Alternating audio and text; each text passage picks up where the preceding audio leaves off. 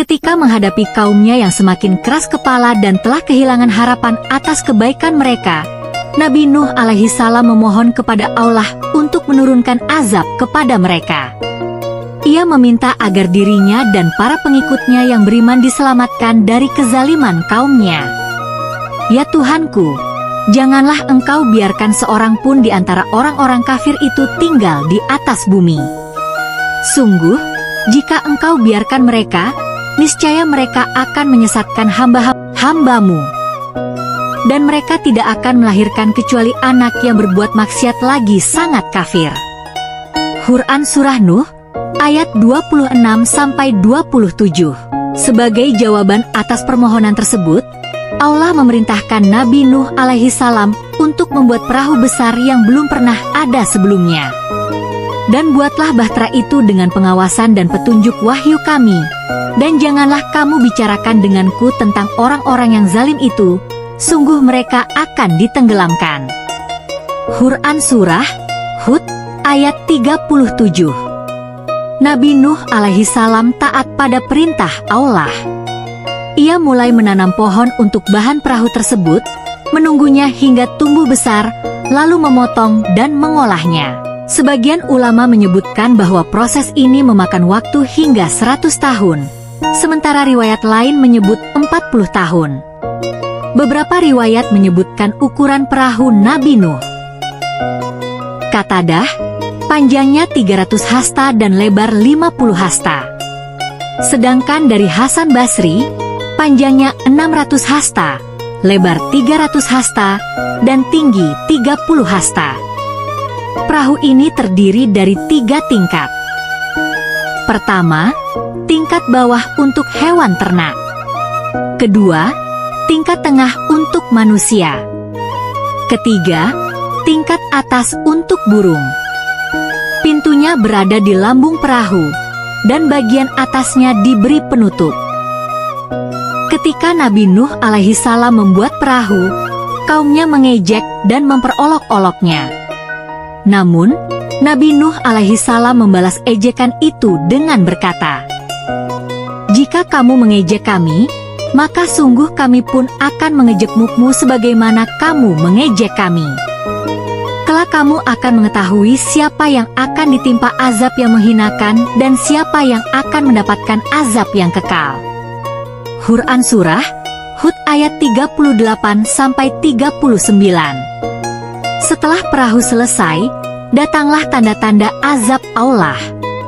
Air mulai memancar dari dalam bumi, bahkan dari tempat yang tidak terduga seperti tungku api.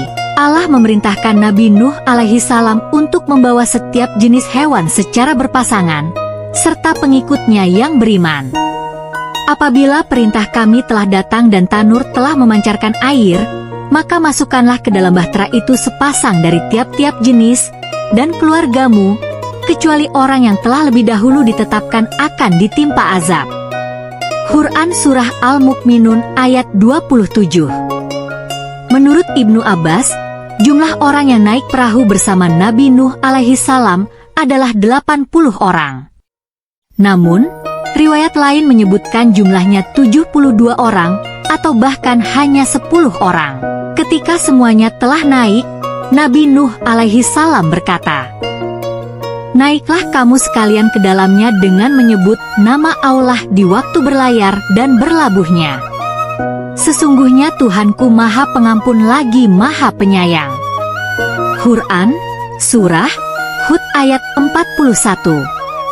Hujan deras turun dari langit, sementara air memancar dari bumi hingga menciptakan banjir raksasa.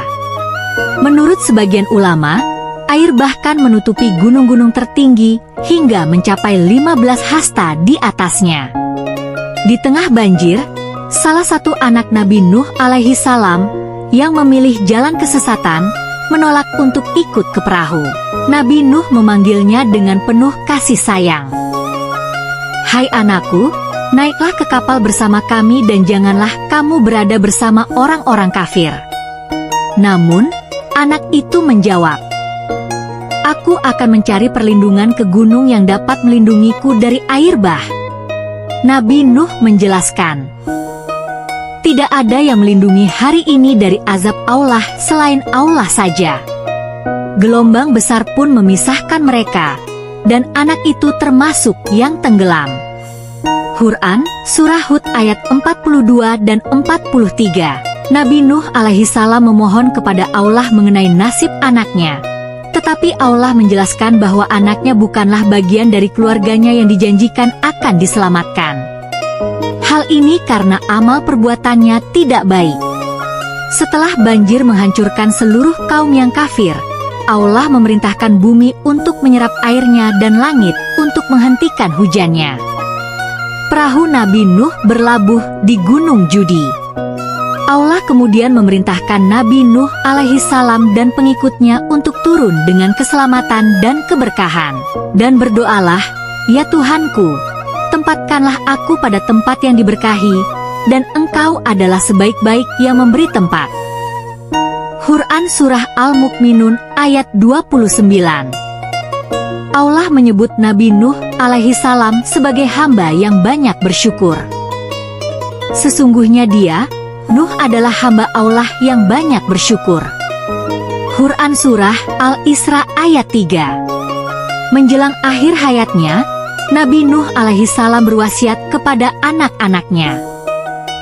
Pertama, aku perintahkan kalian untuk berpegang pada kalimat La ilaha illallah. Kalimat ini lebih berat dari 7 lapis langit dan bumi. Kedua, aku perintahkan kalian membaca Subhanallah wa bihamdihi, karena itu mendatangkan rezeki. Ketiga, janganlah kalian berbuat syirik dan sombong.